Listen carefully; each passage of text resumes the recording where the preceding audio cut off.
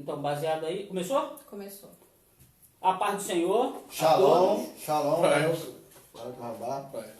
Nós estamos aqui nessa live. Essa é a primeira de 4. Então, nós estamos fazendo aqui com os alunos do bacharel. Eles não estão aqui, só tem um representante de um grupo. Mas daqueles que não foram. Nós estamos crendo, né, pela fé, que eles devem estar vindo por aí ou devem estar presos em algum lugar por aí, alguma garrafa dessa daí, eles devem estar presos aí, mas nós estamos aqui, né? Essa é uma série de 4 e o objetivo dos alunos do bacharel é trabalhar a teologia contemporânea, dentro desse livro aqui, Teologia Sistemática Contemporânea, tá bom? Do Júlio Ferreira, tá bom? Então, assim, é um caramaço de livro, com assuntos, são 97 assuntos e posições teológicas que nós vamos estar abordando. Pastor Tiago. E lembrando, mestre, falando além disso, nós estamos também trabalhando com mais livros ainda, né? Que esse ali é o Rio Central, né? É o afluente central. Mas tem o Teologia Contemporânea, tá? De Milley Stanley. Tem esse livro aqui, que é um resumo daquilo dali, mas que também é muito bom, que o mestre também está trabalhando. E dentro dos desdobramentos, dos viés da teologia contemporânea, ele está trabalhando também com grandes teólogos, tá? Que foi até indicado na matéria que eu dei anteriormente, o ensino religioso. Tem trabalhado também com outros livros que têm suprido essas lacunas, né? Se é que existe alguma lacuna dentro desses 2 livros aqui. E aí nós vamos trabalhar, e a live de hoje é principalmente para falar sobre por que devo estudar teologia contemporânea. Nós estamos aqui com o Rafael, o remanescente, ele não ajudou não, mas é o remanescente, que veio aqui representar. Por que devo estudar contemporânea? Algumas perguntas nos surgem assim, a gente está falando sobre teologia contemporânea, o que é teologia contemporânea, por que devo estudar teologia contemporânea? E a primeira coisa que eu gostaria de falar aqui, que a teologia, por que eu devo estudar teologia contemporânea? Porque você que está nos assistindo deveria se esmerar em estudar teologia contemporânea. Simplesmente porque ela nos traz a compreensão do corpo transitório da história da teologia para os dias atuais. Tá? É ela que vai nos dar um entendimento. O que hoje estamos vivendo na nossa modernidade, né? Porque é antigo, medieval, contemporâneo e depois modernidade ou o período pós-moderno. Para você entender a teologia de hoje, essa miscelânea, tá, que existe hoje, você precisa entender a teologia contemporânea, que é uma grande briga ali entre a neo-ortodoxia, junto com muitos pensadores, filósofos, teólogos. Antes eles eram teólogos, como no caso de Kierkegaard, depois se tornaram, primeiro era filósofo, depois se tornaram teólogo, depois voltaram para a filosofia. Então tem essa grande gama ali de pensadores que a gente precisa trabalhar, e por isso que esses livros são ferramentas necessárias. Então essa aqui é a minha primeira participação, dizendo por que eu devo, porque ela te traz a compreensão das teologias, essa vasta teologia doida que tem por aí, tá? Algumas concisas, algumas que buscam a ortodoxia da igreja, outras que estão mergulhadas no liberalismo, tá? E aí a gente precisa trabalhar. E nisso eu estou aqui com uma participação do Rafael, o grande remanescente, que vai falar alguma coisa daquilo que ele está aprendendo, está estudando de teologia contemporânea. Pai, gente, tudo bom? Sou o Rafael. E assim, eu vejo a necessidade de estudar a teologia contemporânea, assim como o pastor falou, por ser um grande compilado de informações, porque na teologia contemporânea você encontra diversos tipos de teologias, né? Como ele mesmo falou, desde o início para cá, vem surgindo várias formas de pensamento, e a gente começa a ver que muitos deles se baseiam em outros teólogos que vieram antes deles, e vai criando a sua ideia em cima disso, vai criando o seu ponto de vista em cima disso, e nisso vai criando uma diversidade de teologias no qual nós devemos conhecer, até para conhecer bem aquilo que nós acreditamos, até para nós termos convicção daquilo que nós mesmos acreditamos. Então, dentro disso aí, mestre, existem várias definições. Cada teólogo trabalha as suas definições. Sim. Tá? eu tenho uma definição, depois o Rafael vai poder dar a dele, aí o senhor bem dá a sua, e faz mais algumas contribuições aí. A definição que eu trago de teologia contemporânea, né, seria a evolução teológica com seus múltiplos, né, desdobramentos filosóficos, caracterizado por um pensamento abstrato bíblico. Pastor, o que é isso? O que você está querendo dizer? Quando eu falo uma evolução teológica, eu falo do primitivo até os dias atuais. Então a teologia teve uma evolução, tá? Ou uma involução, dependendo do seu contexto aí. Então, mas seria uma evolução teológica devido aos séculos e os anos subsequentes que apareceram, com seus múltiplos desdobramentos, ou seja, desdobramentos filosóficos. É bom a gente deixar pontuado aqui. Por que eu falo de filosófico? Porque quando a gente chega no século XVIII, tá? Final 17, 18 e 19, quem está imperando é a filosofia. Tá? Ela ganha grande força, tá? Por conta dos pensamentos dos iluminados ou Illuminati, do iluminismo. Tá? Então, ganha grande força nisso aí. A ciência, tá? Aí você tem John Locke, você tem tantos outros filósofos, como o próprio Kant e tantos outros que estão trazendo uma gama de conhecimento científico, tá? E alguns caracterizados até pelo ateísmo. Tá? Então eles estão vindo com seus grandes pensamentos filosóficos. Então quando a gente chega para caracterizar esse pensamento abstrato bíblico, por que eu chamo de abstrato bíblico? Justamente porque quando você vai estudar teologia contemporânea, você está trabalhando com o liberalismo teológico. E o que é o liberalismo teológico? Nada mais, nada menos do que eu posso pensar, assim eu aprendi com o meu grande mestre, eu posso pensar sem utilizar a Bíblia. E posso afirmar coisas, assuntos, minha teologia, sem necessariamente ter um fundamento bíblico. E Barth, que é o grande remanescente, ele vai trazer a neo-ortodoxia para resgatar esse princípio. Eu não trouxe para cá, mas está no meu carro ali, na minha mochila, a dogmática de Barth. Resumo, né? É um resumo do resumo, né, gente? Parece que são 13.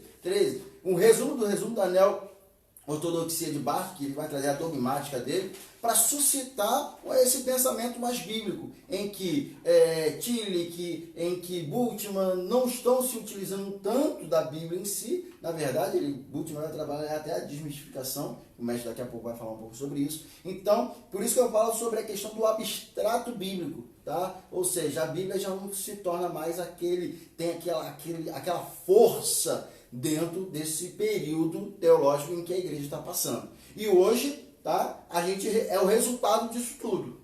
Hoje nós somos resultado. E aí a gente vai chegar no ponto álamo, né? no ponto final. Mas antes da gente chegar no ponto final, a gente vai trazer uma história, um desenvolvimento daquilo que o mestre está começando a falar. Desde o período patrístico, né? Primitivo, ali dos patrísticos, passando pela escolástica, para chegar resultante, a teologia contemporânea resultante, vai ser aquela que a gente vai falar no final da nossa live aqui. Quando você pega o livro Teologia Contemporânea, do Abraão de Almeida, a editora SPAD, ele e muitos outros trazem a teologia contemporânea já no resultado, entendeu? Então eles começam como? Todo mundo começa no século XVIII, XIX. Né? Os melhores começam no século XVIII. Né? Os que estão com muita pressa começam a trabalhar ali no século XIX, a partir da Primeira Guerra Mundial, ali onde tem os grandes conflitos. Né? No auge dele ali, né, na dificuldade toda da teologia contemporânea, ela está sendo em evidência na Alemanha. São os alemães que estão ali trazendo o carro-chefe. Só que quando você para analisar, a gente precisa entender o seguinte: a teologia contemporânea é caldo grosso, tá bom? Ele é um caldo grosso, por quê? Porque ele pede uma atenção especial e um conhecimento, primeiro de patrística. Então ali você vai ter que ter um conhecimento, pelo menos assim, do segundo século, você conhecer bem. Então o cara que quer estudar teologia, ele não conhece nada do segundo século, do que está acontecendo ali, que é uma teologia contemporânea passada, por quê? Havia assuntos contemporâneos naquela época para eles lá, que eles estavam tentando dar resposta. Eles estavam tentando dar resposta. Havia muitas questões, por exemplo, tipo, pessoa de Cristo, Espírito Santo, se realmente ele veio de Deus, tem a questão do filoloquê, era coisa contemporânea, que os caras estão lutando com a igreja. E aí tem o desdobramento das heresias, que os caras, às vezes, bem intencionados ou não se sabe o certo, eles estão fazendo a teologia dele e os caras estão dando resposta para aquele viés contemporâneo deles ali. Né? Hoje, para mim, é uma teologia passada, mas para eles são teologias contemporâneas. Então, o cara tem que ter uma noção de patrística, com certeza ali. Depois, vai se avançando ali para a escolástica. A gente vai assim, né? Tem um monte de pessoas maneiras na escolástica, mas hoje eu quero assim destacar São Agostinho, tá? Ele nasce no século IV, 356, morre no quinto século, 430, tá? E o que acontece, assim, um destaque de hoje para ele? Por quê? Porque é ele que vem com a Guerra Justa. Porque do ano 80, da era Andomini até a era 170, não havia cristãos nos exércitos. Né? A igreja era contra. Inclusive, Tertuliano faz um tratado dizendo que não era, não era correto o cristão servir ao exército. Do ano 170 a 180, começa a ingressar alguns cristãos no exército. Então, o que Tertuliano dizia que não, com o tempo se evoluiu. Quando chega em Agostinho, ele faz a primeira formulação ele faz sobre a Guerra Justa. E aí, é isso aí, né? Isso aí. E aí, o que ele fala nesse documento que ele coloca para a igreja, inclusive está anexado lá no Civitatis de Deus, no Cidade de Deus, do livro dele. Ele fala o seguinte, que o cristão ele deve ir à guerra, mas não atacar. Mas se alguém atacar, ele deve arremeter com toda a sua força. Tá bom? Em Teodósio II, já é século VI, né? Teodósio II, todos os cristãos faziam parte do exército. Detalhe, para se fazer, né, parte do exército deveria ser cristão. Então, assim, essa é a primeira fase da teologia contemporânea. E aí a gente vem tratando aí a você segunda tem a escolástica. Essa é a primeira fase. Por isso que é um caldo grosso. Sim. Porque tem a escolástica. Aí o cara tem que saber também de escolástica. Saber quem são aqueles camaradas lá. Aí vem Abelardo, É isso aí. Anselmo, A baixa e a alta escolástica. Isso aí. Aí vem esses caras todos que eles também estão dando resposta contemporânea, porque está surgindo as questões aí. Agora ele quer, né, trazer as escolas para o povo. O povo ensinar. Entendeu? Então, assim, a teologia contemporânea ela é, na realidade, pautada em 5 fases. A gente falamos da patrística, né, e da escolástica. Mas existiu? Existem as outras que a gente vai avançando para até se desembocar agora na teologia resultante, que é a 5ª fase. Alguns dizem que são 7 fases, mas a gente aqui, para não causar tanta confusão, a gente colocamos 5 para que o aluno possa ter uma visão bem ampla e aí trabalhar nisso, né, nessa 5ª fase. E aí, então, assim, a escolástica dividida em 2 fases, né, o mestre falando da baixa escolástica e da alta escolástica. O seu grande e pioneiro, né, escolástico é Agostinho. E aí, a Idade Média ela é marcada pela escolástica, né, aproximadamente ali um século, ou melhor, um milênio, é de aproximadamente do 5º século até o século XVI aproximadamente. Você vai ver que nesse período ali, do século V ao século XI, é a baixa escolástica, tá? A do século XII ao século XIV, aproximadamente ali, é a alta escolástica. E aí aparece nada mais, nada menos do que Tomás de Aquino, Guilherme de Ockham, tá? Esses camaradas, o Abelardo, tá? Anselmo, e esses caras estão surgindo ali, estão trazendo uma coisa que o senhor estava me ensinando, a gente estava estudando junto, que o senhor falou o seguinte para mim, que me marcou. A escolástica é que nada mais do que o pensamento de que quanto mais eu buscar o conhecimento de Deus, mais eu tenho de Deus. Isso aí. Então, a escolástica ela se tornou vital, né? Não é a Isabela não, ela se tornou vital para o conhecimento da igreja, né? Para o crescimento dos estudiosos. E aí, se eu fosse fazer uma observação aqui, então o conhecimento se aproxima de Deus. Sim. Então, chega numa pergunta, por que o teólogo precisa entender a teologia contemporânea hoje? Mas por que eu preciso entender? E aí a gente busca uma simples resposta, para dar resposta aos questionamentos modernos. Se você não estudar a história, tá? Pelo menos dessas 5 fases que estão sendo pontuadas aqui, você não vai compreender o pensamento moderno. Porque hoje, tudo que estamos vivendo é o resultado de uma construção, aí eu digo, ou evolução ou involução, dependendo da sua teologia, para resultar naquilo que estamos vivendo hoje. Mas aí você precisa entender que esse período da escolástica, aonde se foram criadas as universidades, inclusive as católicas, que foram as pioneiras, tá? E aí hoje a gente tem que mergulhar um pouco mais nesse campo. Eu estou correndo, né? Deixa eu te interromper, pastor. Eu estou correndo porque o grande de destaque ali do século XII, século XIII é Tomás de Aquino. E ele está dando resposta em quê? Inclusive alguns brincam, né? Chamam ele de doutor em anjo. Né? Porque todo mundo queria resposta sobre anjos. Era algo que surgiu, estava assim, algo bem contemporâneo para ele. E ele fez tratados, na Suma Teológica dele, que são 9 volumes, ele faz tratados especiais sobre anjo. Inclusive, ele não concorda com aquele camarada lá do século V, o Dionísio Pseudo Dionísio Areopagita. Ele faz uma escala de angelologia de forma diferente. Tá? É ele que pega as ideias aristotélicas e dá uma nova roupagem, dá aquela coisa do motor, né? Que Deus move todas as coisas e não é movido por nenhuma. Ele que vem com isso. Então, assim, foi uma resposta bem contemporânea para a época dele, porque os camaradas já estavam até dizendo que, pô, Deus morreu, Deus sumiu da história. Então ele vai dizer assim, não, Deus está presente em tudo e em todos. Então, assim, a teologia dele é algo grandioso. Indo mais à frente, né, século XII, século XIII ali, começa o abuso da Igreja Católica.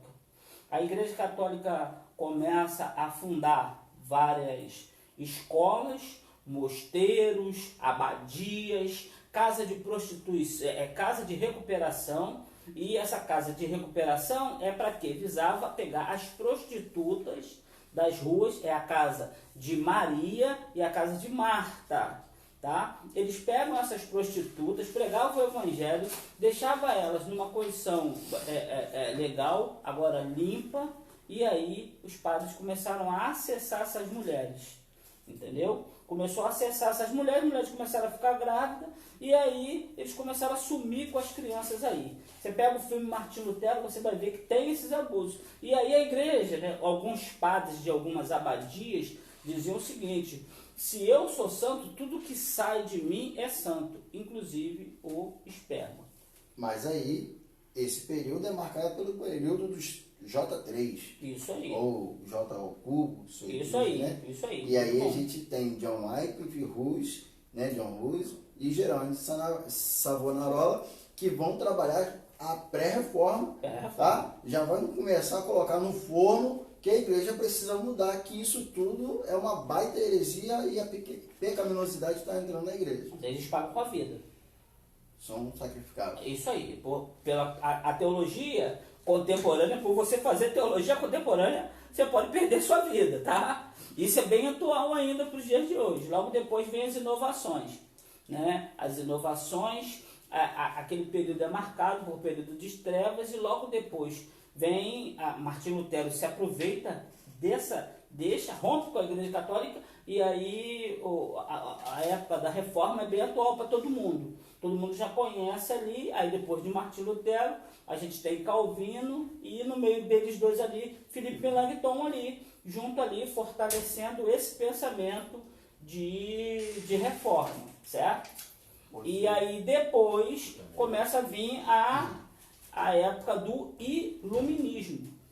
O que é o filosofia. iluminismo? A filosofia lá no alto. Porque agora o homem, ele não quer romper com Deus. Tá? Ele quer, na realidade, romper com a igreja. E achar que ele pode tomar o seu próprio caminho. E aí começa a aparecer vários pensadores. Inclusive, a gente tem Baruch Spinoza, que é judeu, e está dizendo que não. Immanuel Kant.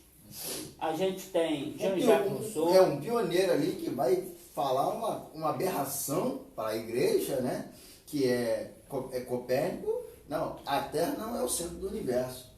O heliocentrismo passa a ser revigorado a partir dele, que é o Sol que é o centro do universo. E aí, Galileu Galilei vai comprar essa briga e vai brigar com a igreja, e acontece o quê? Isso aí, ele é Perseguido e assassinado, perseguido, enfim. É isso? Justamente por causa desse auge, né, do iluminismo e com a baixa da teologia. Porque até então as Bíblias foram tiradas da mão do povo, o povo já não tinha mais acesso ao conhecimento bíblico, ao conhecimento teológico. Latina, né? A latina, Isso né? aí, a latina. E aí o povo fica à mercê, né? E por isso que vem Martinho Lutero com esses grandes homens para poder trazer uma nova roupagem teológica para a igreja, e a igreja não aceita, e por isso excomunga eles. Aí a gente pode pontuar o tempo, né? 1546, né? Lutero morre, a igreja católica se aproveita desse evento com a morte dele, e aí ele faz ali o Concílio de Trento, e aí começa eles a contra-reforma, e aí eles colocam os livros deuterocanônicos, que são 7 livros a mais que a igreja católica tem, que a Bíblia católica tem, que antes não tinha, né? A Bíblia é tomada da mão do povo, e aí as missas passam a ser obrigadas a ser faladas em latim. Só que no meio disso está surgindo ali a parte industrial, e aí os comerciantes, que era uma classe que não tinha assim títulos de nobreza, eles começam a aparecer e começar a brigar por isso. Olha, a gente quer a nossa parte, a gente quer ser reconhecido. E aí eles começam a dar educação aos filhos deles. E aí essa nova geração de pessoas instruídas começam a notar que os padres não sabiam nem o grego e nem o hebraico. E aí, né, começa a vir nesse meio tempo aí a confissão de Habsburgo, né, Felipe Melanchthon está de frente lá fazendo isso aí. Então, dentro dessa guerra há um enfraquecimento. Quando, né, o protestantismo e o catolicismo estão brigando, quem está se fortalecendo? A filosofia. E os filósofos aí começam a dar várias respostas, fazer vários questionamentos, e aí até a igreja parar para pensar, para começar a dar resposta, ela começou a perder muito campo. E aí, Rafael, fala aí. Pastor Isadir chegou aqui. Pode fazer parte. Atrasado é o que não chega, tá? Pode vir. Não, senta aqui do Tem nosso mais uma lado. cadeira aí. Tem uma cadeira aqui, ó. Senta aqui. Vem, pastor. Senta aqui. Pode vir. Só ouvinte. Não, pode sentar aqui. Mano. Senta aqui, pastor. Então vamos lá. Vem Vamos lá. aqui, vem aqui. Já Senta aluno aqui. da Pode vir, você é aluno do bacharel, pá. Fica. Pastor Isadir, Isso aí. dando o ar da sua graça, da sua presença. Chega aí. Encosta pra lá. Fez uma boa definição lá. Deu. Sim, fez sim, pra trabalhar. Dá para enquadrar todo Isso mundo? daí, Esse dá, daí. a gente Todo tá- mundo aqui tem fofinho quadrado. de Jesus, né? Tá todo mundo, né, meio fofinho, mas glória a Bem, Deus. bem alimentado. Entendeu? A prosperidade tá aí. Isabela já deu uma andada ali, ó. Já viu ali. Teria que chegar mais um pouquinho. Ah, a gente chega pra cá, Sim, chega pra pra lá. cá. Eu acho que só quem consegue ocupar dois espaços é o espírito. A física Consegue? prova que não existe isso, né? Aqui tá enquadrado. Enquanto nós não formos. Fica encosta a bela na parede aqui lá. não dá. Vamos estragando. Então vamos embora, Rafael, sua Mas tá definição. Então, Um pedacinho. eu acho bastante interessante estudar teologia contemporânea, porque a gente começa a ver que contemporânea para quem, né? Que quando a gente vê teologia contemporânea, a gente acha que é algo dos dias de hoje, né? O que está acontecendo hoje em dia a gente vê não, que começou bem lá atrás, lá no século XIX já iniciava a teologia contemporânea, e para a sua época ela era contemporânea, né? Por mais que para nós seja algo muito antigo, só que a gente tem que entender que tudo inicia lá. A base do que nós temos hoje para estudo, a base que nós temos hoje para poder conhecer a própria palavra, vem de lá de trás. E a gente começa a ver também que é interessante que quanto mais se afasta, isso, os mestres até falam isso, quanto mais se afasta da fonte, mais se perde. Porém, Por um outro lado, maior quantidade de fontes se tem. Por quê? Conforme os séculos vão passando, hoje em dia nós temos vários teólogos para consultar. Nós meio que pegamos uma coisa um pouco mastigada, né? Quem estava lá atrás teve aquele impacto difícil de ter que procurar tudo, de ter que pesquisar tudo, e era uma informação muito fechada. Não era como nos dias de hoje que você entra no Google aqui, tu digita um versículo e aparece, ou você nem digita o versículo, digita 3 palavras do versículo e tudo aparece na sua frente. E não é nos dias de hoje também que você consegue um livro em PDF, você consegue diversos tipos de informação no YouTube, seja lá qual for a plataforma. E eu vejo bastante interessante a necessidade do estudo exatamente por isso, para a gente poder conhecer sobre a história daquilo que nós cremos. Um dos maiores motivos que me fez buscar aprender, buscar fazer a teologia foi isso. Por quê? A maioria dos cristãos eu vejo que não busca a saber o fundamento daquilo que crê. Eu vejo até como uma das únicas religiões que não fazem isso. Quando tu vê outras religiões, grandes religiões, eles estudam bastante aquilo que estão crendo, né? E quando você vê a história do cristianismo, que foi um divisor de água na humanidade, é um leque muito grande de informações, e você vê que o cristianismo manipulou séculos. Como é que se fala? Ele iniciou de forma radical e veio mudando a forma de pensar, a forma de agir, a forma de interagir, veio se envolvendo na política, veio se envolvendo na vida social de cada cidadão. E isso, muitas vezes, para quem não busca o conhecimento da teologia, acaba não sabendo. Igual quando a gente não tem um pouco da teologia, não estuda um pouco da teologia, a gente sempre ouve na escola falar sobre os teólogos, os filósofos. Só que quando a gente para e olha a história da nossa crença, do cristianismo, a gente vê que eles viviam na mesma época que os grandes teólogos, e muitas vezes o pensamento dos filósofos era influenciado pelos teólogos, assim como vice-versa com a teologia contemporânea. Veja que a teologia contemporânea ela já fez o contrário, ela se deixou ser muito influenciada pela filosofia. Tu vê que a forma de pensar começa a mudar e começa a se buscar muitos questionamentos, que é onde entra a filosofia com tudo nisso aí. Aquela questão, por quê, para quê, quem somos, quem é Deus, por que existe Deus, começa a gerar um monte de questões que só você buscando um conhecimento, buscando entender um pouco mais, que você começa a tentar facilitar isso até pra gente mesmo. E outra coisa que eu acho muito interessante é que o iluminismo ele causou uma interferência muito grande em quase tudo que nós temos, pelo menos no mundo ocidental.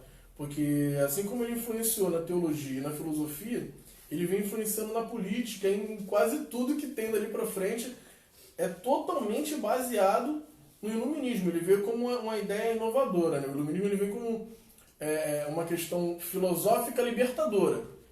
Tanto que a monarquia cai por causa do iluminismo. As ideias iluministas, lá na escola de Frankfurt, que derrubam a monarquia. E esse é o meu ponto de vista em relação ao estudo da teologia contemporânea. A necessidade de conhecermos, ao longo da história, as mudanças que houveram dentro do cristianismo e as várias vertentes que surgiram de lá para cá até os dias de hoje. Bom, então dentro disso tudo aí, a gente chega, então, mestre, depois da reforma, depois desse emaranhado filosófico que acarreta século XVIII, século XIX, e aí surge, no início do século XX, um grande homem que vai tentar trabalhar, ressuscitar esses princípios, valores bíblicos, tentar resgatar aqueles princípios que outrora havia sido deixado pela igreja, que é Karl Barth. Então Barth ele vai trabalhar em cima de pelo menos de duas grandes mentes, que é o Friedrich Schleiermacher, poxa, ele foi esse cara aí que a gente chama, ele é alemão, ele é alemão, esse nome é alemão, Friedrich Schleiermacher e Adolf von Arnach. E ele nasce no mundo da teologia liberal. E ele é liberal nesse princípio, ele está aprendendo em Berlim, a escola de Frankfurt, que foi que nós somos, né? Nós, eu falo assim, no mundo, pelo menos ocidental, é acarretada por muita influência, principalmente pelos partidos de esquerda, devido a essa escola que tem um grande peso na história por grandes filósofos que eram questionadores até mesmo dentro do lado do ateísmo. É isso? Então, o iluminismo, eles queriam, né? Eles começaram a romper, né? Uma grande ala. A gente pode dividir o iluminismo pelo menos em 3 fases, mas na primeira fase eles queriam atacar a igreja. E como é que se ataca a igreja? É olhando para a Bíblia. Então eles vão começar a falar o seguinte, olha, a Bíblia é um livro velho, é um livro arcaico, é um livro que está caindo em desuso para o seu tempo. Por quê? A primeira coisa que eles falam, quando os camaradas estão fazendo as confissões, Isaac Newton não tinha nem nascido. E o mundo muda a partir das concepções de Isaac Newton, física. Né? Muita coisa ele vai trazer ali, o mundo está se desenvolvendo. Então eles vão dizer o seguinte, a Bíblia é um livro para um povo judeu e um livro para uma geração antiga. Então, né, principalmente, né, Adolf von Harnack, né, que é um dos caras lá das universidades de Berlim, ele é liberal. Ele olha a Bíblia e ele fala o seguinte, a Bíblia não é a palavra de Deus aos homens. A Bíblia se torna a palavra de Deus para os homens. É uma grande briga trinitária. Contém, torna. Isso aí, mas é ele que vem com isso, botando em xeque. Ele aceita essas ideias e aí ele começa a falar isso aí. Ele tem vários livros, né, falando em busca do Jesus histórico. E aí, quando a igreja, né, os pastores, começa a perguntar a ele começa a mostrar na história sobre, né, as palavras de Jesus, o que realmente é a palavra de Jesus e o que realmente não era a palavra de Jesus. Então começa a ter uma corrida ao Jesus histórico. Esses camaradas são professores, né, são os professores de Calbart. E aí você precisa dividir pelo menos a vida de Calbart em 3, para a gente entender ali quando ele está sendo aluno, quando ele está em Magdeburgo, Gotinga, Turinga, ele está fazendo ali, está aprendendo, né, com esses professores. Quando ele chega em Magdeburgo, ele conhece por carta ali o Kierkegaard, Soren Kierkegaard. E aí, nesse livro aí, ele fala o seguinte, que, né, o Kierkegaard é uma escola que todo teólogo deve aprender com ele, porém não deve se demorar lá. Então, assim, ele indica o Kierkegaard, o Soren Kierkegaard, que foi um camarada que lançou muita base. Ele começa como filósofo, aquilo que o pastor falou, ele começa como filósofo, depois ele faz apontamentos teológicos, e é um grande teólogo, e depois ele, né, frustrado porque tinha saído, né, desistido do seu noivado, ele frustrado, ele volta para a filosofia.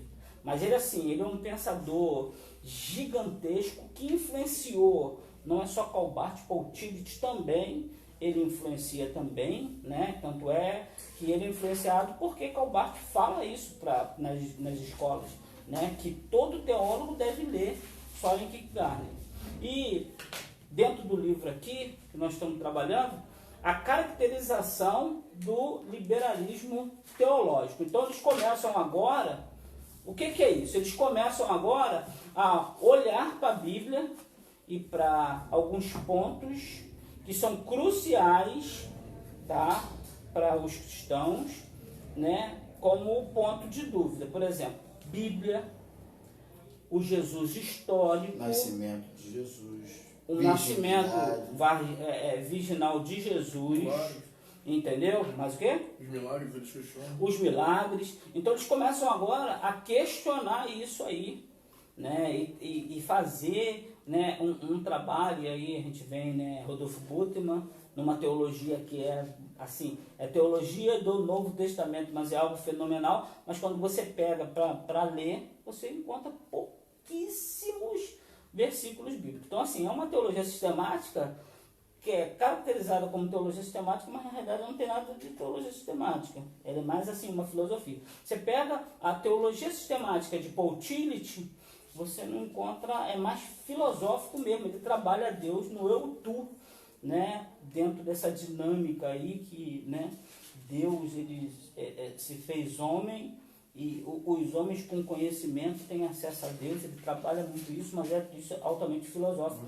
Então, isso é uma característica, uma caracterização do liberalismo teológico. E esses caras estão mandando bases que ainda servem para a gente até hoje. Bom, então, nosso pastor José está aqui, está conosco nessa oportunidade. E aí, pastor, o que o senhor está achando dessa parte da teologia contemporânea? Primeira aula que o senhor teve, o que impactou, o que mostrou, o que o senhor poderia contribuir aí dentro daquilo que o senhor aprendeu na primeira aula aí, daquilo que o senhor está dentro? E aí, galera, beleza? Tamo aí. Olha, eu vou me definir como um crente cético. Eu acredito em tudo e não acredito em nada. Tá? Eu tenho a minha base, que é a Bíblia.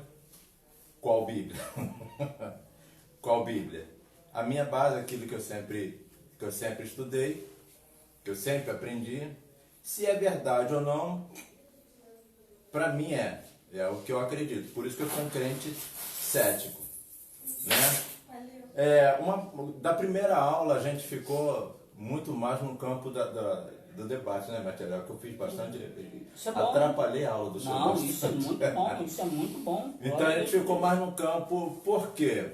Não sei se dá tempo, rapidinho, só para deixar uns grilos aí na cabeça do pessoal aí. Esse monte de gente que fala aí, desses monte de teólogos, esses monte de pensadores, esses monte de caras que teve a sua interpretação, que colocou o seu pensamento, são grandes homens, grandes pensadores que estudaram pra caramba, dedicaram a sua vida ao estudo, mas hoje não tem resposta para nada. Não tem para eles pode até firmar, não, é isso, tá, mas aí vem um outro grande e rebate ele, depois vem um outro grande e rebate ele. Eu, na minha pequenez, hoje fico me perguntando, gente, qual pensamento que eu sigo? Com quem está realmente um pedacinho da verdade, já que a verdade ela não é uma verdade completa. A verdade minha pode não ser do Urioque.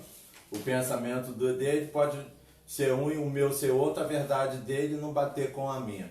Então, assim, são grandes homens, com grandes pensamentos, com grandes filosofias, mas que a mim não chegaram a lugar nenhum.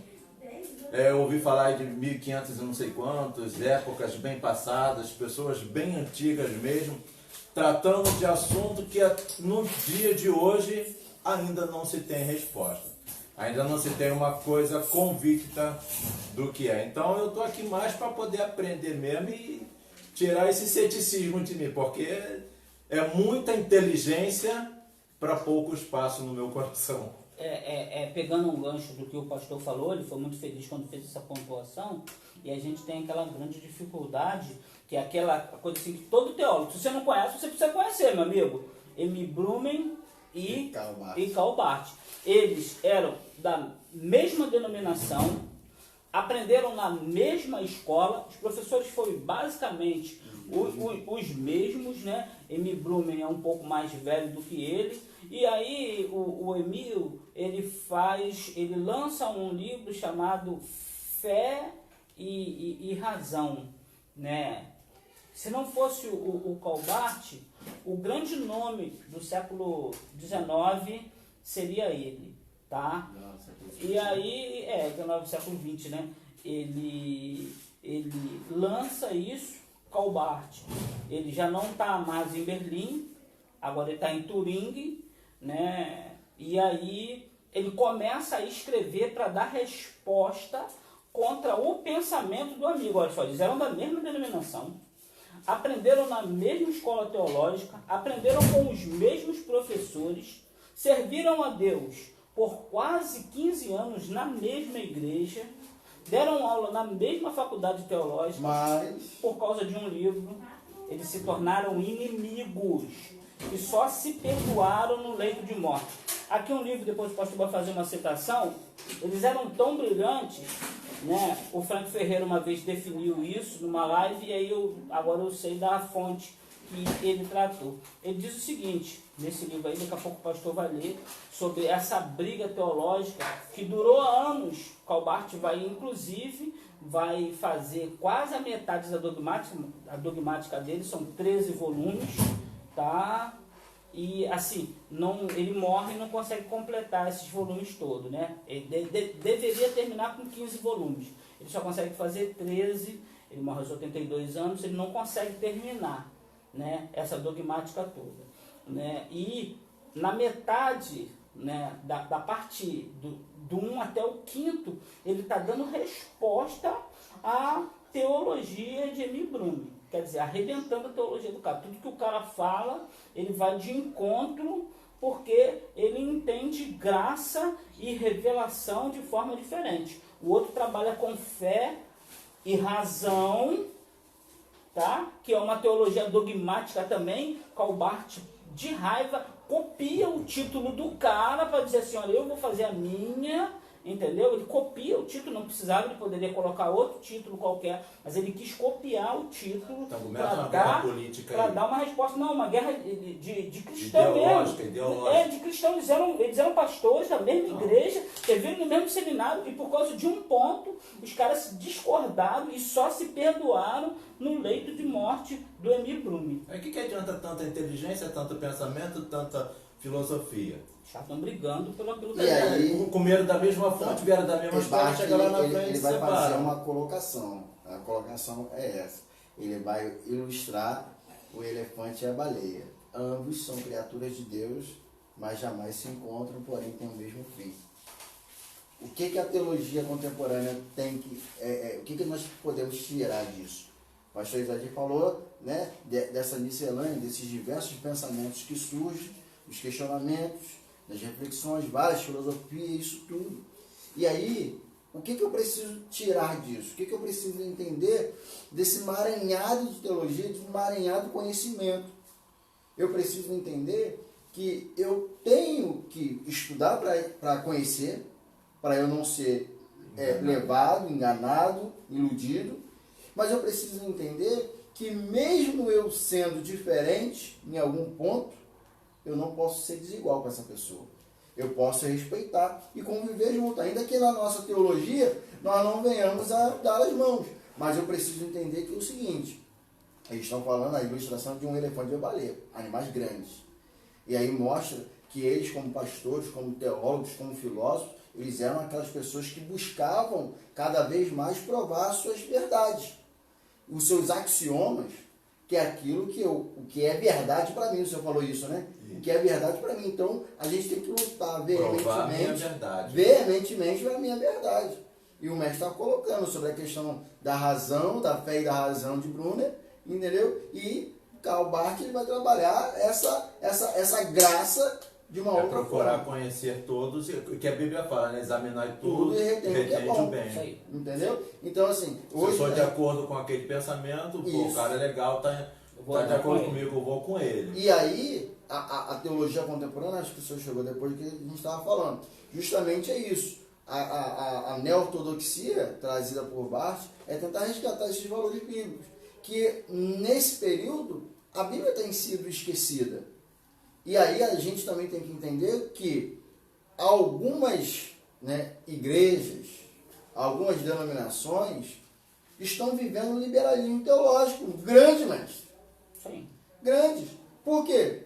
Pode-se tudo, a gente crê tudo, dogmatiza a igreja da minha forma, daquilo que eu penso, daquilo que eu acho que já não se utiliza mais a Bíblia. Mas não é o liberalismo que eles estão pensando. Que eles estão trabalhando, não. Não, é outro. Se ele estivesse hoje aqui nesse século aqui, ele se mataria. E aí o pastor Tiago, ele foi muito feliz, né, quando está trabalhando, né, o conceito de Barth. Eu falei antes aqui, você precisa dividir Barth em 3, a vida de Barth em 3.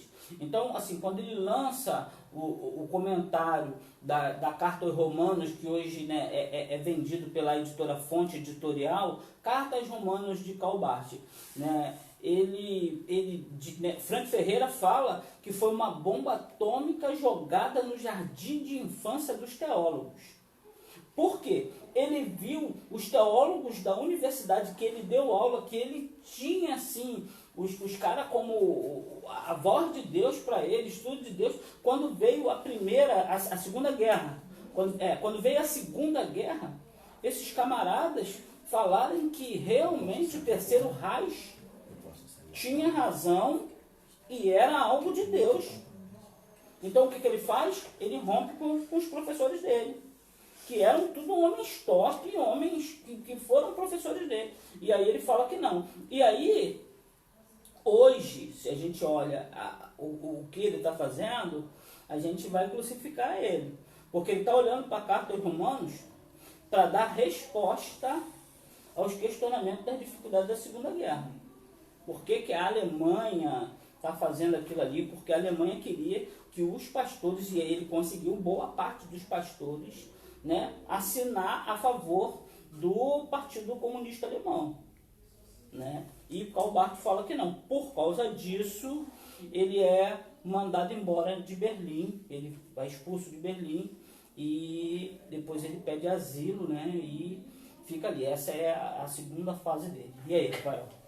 Eu queria abordar 2 pontos aqui, rapidamente. Um é assim, o pastor Zé fez um questionamento interessante. Por que, né, de tanta gente pensando e não chega a lugar nenhum? O que acontece é o seguinte: para chegar a algum lugar precisa ter várias pessoas pensando. Então aí vivendo uma pandemia. Acredito que várias comunidades científicas estão debatendo acerca desse vírus, uma confusão acerca desse vírus. Mas só vai existir uma cura para ele se houver esse debate. E esse debate também que nos livra de uma igreja controladora e tirana do século XIX. Se não houvesse esses caras pensadores que estão dispostos a brigar, a debater, a discutir, nós não teríamos essa liberdade que nós temos tendo aqui hoje, esse acesso à Bíblia que nós temos hoje. E, para finalizar também aqui sobre o liberalismo teológico, é muito interessante, eu separei alguns pontos aqui, e os defensores do liberalismo, né, eles citam até que Paulo era um liberal, né, e que Lutero também era um liberal. O outro ponto também, que bem interessante, que eu achei que é interessante citar, fala que o modernismo é uma aliança entre a religião e a razão, né, o racional. Como se a religião não fosse, como se a crença não fosse algo tão racional assim, porque crê em coisas muito, entre aspas, absurdas. E um outro ponto também que eu acho que é uma frase muito interessante que eu li é o seguinte: o perigo da aridez modernista é a solícita, né, aliança ao ser racional, que esquece de ser religioso, ou seja, passa a ser tão racional, passa a agir tanto nas coisas físicas, que esquece de ser religioso, esquece de se religar ao seu Criador. Esse é o meu ponto que eu queria falar no final aqui. Que na realidade é um ponto do livro ali, a caracterização do liberalismo teológico. Pastor. Então, a gente já está quase chegando ao nosso término da nossa live, e eu só gostaria de deixar alguma coisa elucidada aqui, talvez já pontuando para a próxima live, a gente não vai ter tempo de falar, mas é uma coisa interessante, que desses desenvolvimentos, Blumen, Barth, depois Tillich, depois Bultmann, aí nesse livro vai ser tratado sobre Kuhlmann Bultmann versus Kuhlmann, e dentro disso tudo, ele vai falar sobre, lá no finalzinho, sobre a teologia da experiência feminina, de Rosemary Radford Rutter, tá? Que é o ponto principal da teologia modernista feminina, tá? Onde muitas mulheres não entenderam o desenvolvimento dela, o que ela estava querendo passar, mas em cima de algumas, da Guerra Justa, mestre, então em cima de alguns pedaços, de alguns comentários dela, se desenvolveu a teologia feminina, que isso adentrou para a igreja. Mas isso talvez vai ser uma É um próxima desdobramento. Isso aí vai ser lá, talvez lá para a terceira, né? A gente ainda tem que trabalhar com esses camaradas. Mas eu quero dizer para você, fechar aqui a minha fala, para dar oportunidade a os meus irmãos que estão aqui, dizer para você o seguinte: teologia contemporânea não é algo fácil, tá bom? Não é uma teologia comum, não é uma matéria de médio, não é algo de teologia propriamente dito, é algo que você precisa já ter bases lançadas para esse desenvolvimento. Então eu estou indicando, né, a teologia sistemática contemporânea, que é uma série de pensadores com seus trechos e as suas posições teológicas em determinados pedaços, para você entender, e você entender o contexto invisível. Isso aqui é a fase resultante. Você precisa entender lá aquelas outras fases lá do começo, que eles estão lançando base para esses caras fazer esse pensamento aqui. Eu espero que você entenda, e que aquilo que você não conseguir entender, vem estudar conosco, para você entender, né, a teologia sistemática de hoje, né, dentro do período da modernidade. Tá bom? Que Deus te abençoe e termina aqui minha fala. Pastor Zadir, saudações finais. Seja abençoado em nome de Jesus. Rafael. Amém. Só isso mesmo, tem muito o que dizer, acho que já falei tudo que tinha para falar já. Que Deus te abençoe. Próxima oportunidade estaremos de volta para Segunda, poder... né? Segunda, próximo desdobramento. É a continuidade dessa teologia maçante, tá? E grossa demais para a gente desenvolver, e aí você possa participar, tirar suas dúvidas. Que Deus te abençoe. Em Cristo Jesus. Shalom.